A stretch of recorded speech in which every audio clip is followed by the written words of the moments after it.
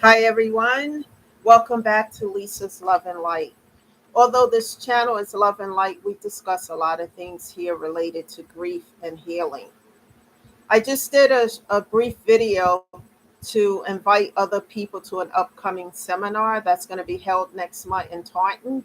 So please watch that video as well.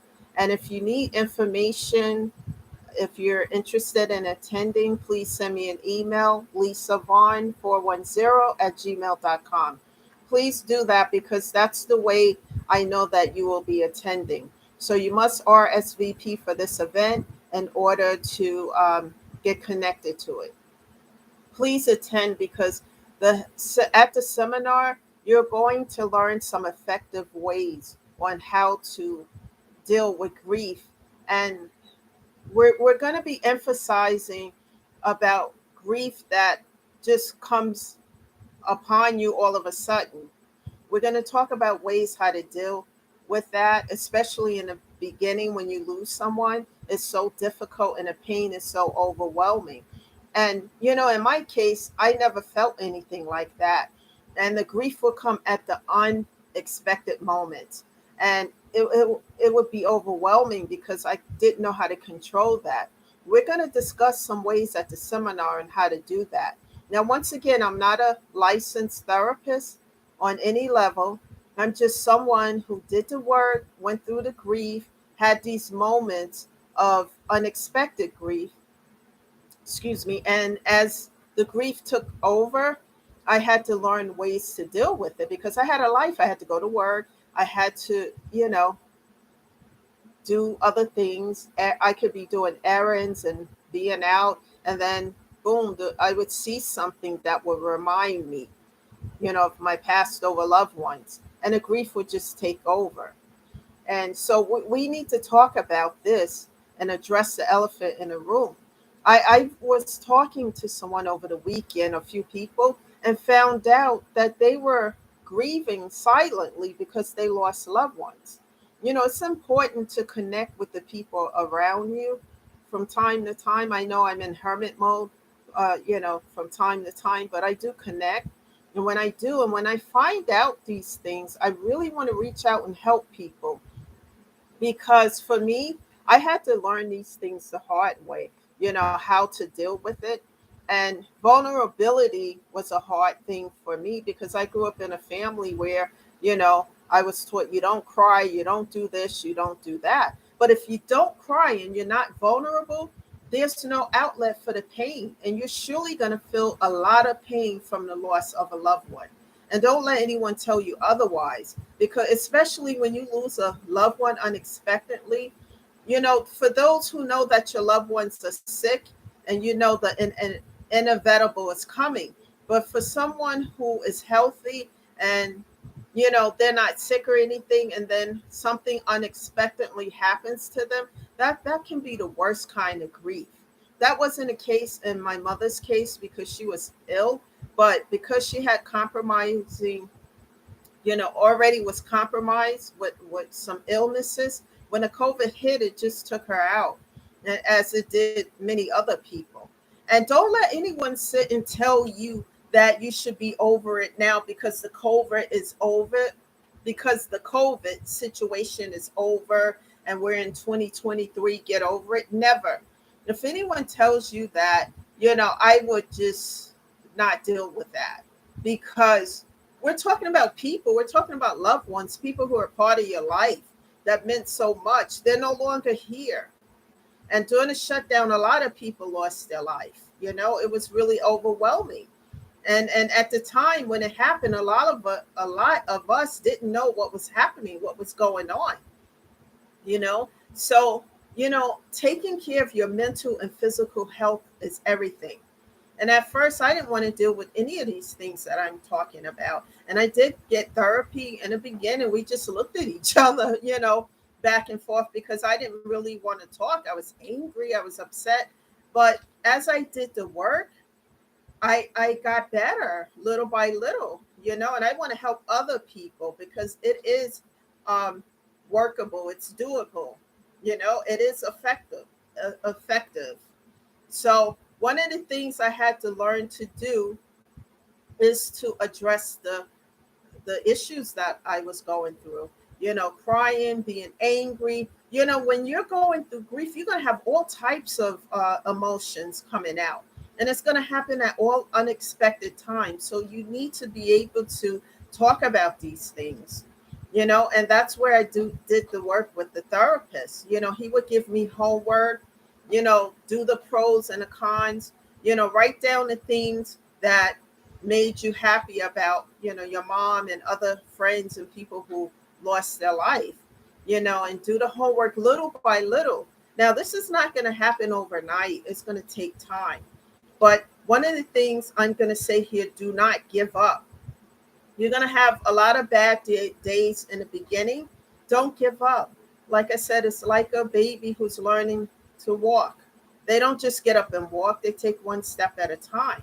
But you have to do the work and you have to persevere in it. And that's what I did. And believe me, it was a lot. It was things I didn't want to address, but I continue to move forward. You know that song, Ain't Nothing Gonna Slow Me Down, that song. And I play music. It helps a lot as well, and music helps me to get through a lot of things. You would never get over it because you're always going to miss that passed over loved one. However, you can get through the pain and find effective ways to deal with it. And as I'm saying here now, one of the ways is to talk about it. Keep your loved one's memory alive. Just because some other people don't understand why you're still grieving, talk about them as much as you can. Talk about what that person brought to your life, what they taught you. I wrote a paper when I was in college before I graduated, probably the second year of college. I did communication and writing skills. And there was a woman when I was 15 years old who was like a grandmother to me. I wrote a whole essay about her. I got a B+ on the paper because she meant a lot to my life. She was like a grandmother to me, and she was of German descent. She taught me how to be a lady and how to get through hurdles of things that I wouldn't have known at 15 years old. I spent a lot of time with her, and I wrote about what she meant to my life, as well as my grandmother. And one of the reasons I spent a lot of more time with this woman than my grandmother, because my grandparents lived in North Carolina and they had a farm, and I didn't see them as much. But I learned so much, from both of them. Even my grandmother had that quiet spirit, but she was a very strong woman and very elegant one. And it just, I miss them a lot too, because the times that I remember with my grandmother sitting on the porch listening to music in the evening. And some of the songs that I listened to on 99.1 reminds me of my grandmother's house, because we would sit on the porch and the sun would be setting and it would be a cool summer night. And I would just sit there with her and talk. And I miss those things because I don't have it anymore. My mom and sharing stuff with her, etc. But I keep her memory alive and a memory of my ancestors alive by talking about them as much as I can. So weekly, when I do the therapy, I talk to my therapist about it, good or bad, what I'm feeling, and always share that. If you don't want to be vulnerable to other people, you know, I what I suggest is therapy, because that's between you and your therapist. Whatever area that you're living in, Google and find a therapist and find one that fits your needs and that you're going to be comfortable with. That is so important, so that you can eventually share and talking about the pain, talking about it and getting it out and telling your therapist what you're feeling at that moment. If you're feeling angry, sad, or you're feeling whatever feelings you're feeling, to share it, get it out. It's an outlet for the pain. And as you do the work, maybe some of the work might be writing down what you're feeling and what will make you feel better. Doing things that do make you feel better, like music makes me feel better. Watching my favorite comedy shows make me feel better. Going for a walk makes me feel better. Or just getting in the car and driving through the countryside of town with the music going. Pamper your inner child And as you do that, you learn to self-love on yourself. Never let anyone tell you you should not love yourself. If anyone is not in support of your healing process, because we all need to heal, that's how we grow. And if they are not in support of that, I would set boundaries. Set boundaries. And like I always say, for me, when people continue to cross boundaries, cut off, block, and delete, it was painful. But, as I go through therapy and the different steps and grow and learn, it's necessary because my mental health and physical health is everything. Because without that, I'm no good to myself or anybody else. Love on you. I'm not saying to be in love with yourself, but to love yourself. Because if you don't love you, how can you give to anybody else, no matter who they may be? And learn just you know, give yourself a pat on the back when you know you go through a step, and you get through it. Pat yourself on the back. Don't be too hard on yourself. Like I said, this is a process. It's not an overnight one. It's just steps at a time. So I want to encourage everyone because it's easy to fall into a depression, and then if you don't lift yourself out of that depression, it could lead to suicidal thoughts. We don't want that, as I always say. So I'm here to pay it forward because someone helped me. God helped me, the therapy and the church, and I just want to pay it forward to help others because once they're built up, they can go out and help other people who are really suffering with this grief. Grief is no joke. It's overwhelming. And we all need to get the help that we need for the grief. Now, with this message, please share this with someone who may be grieving, because there are people out there who are silently grieving that you may not know about, and they need to hear this message. So always hit that share button, subscribe, hit the like button, and tell other people about this channel because they need to hear the message.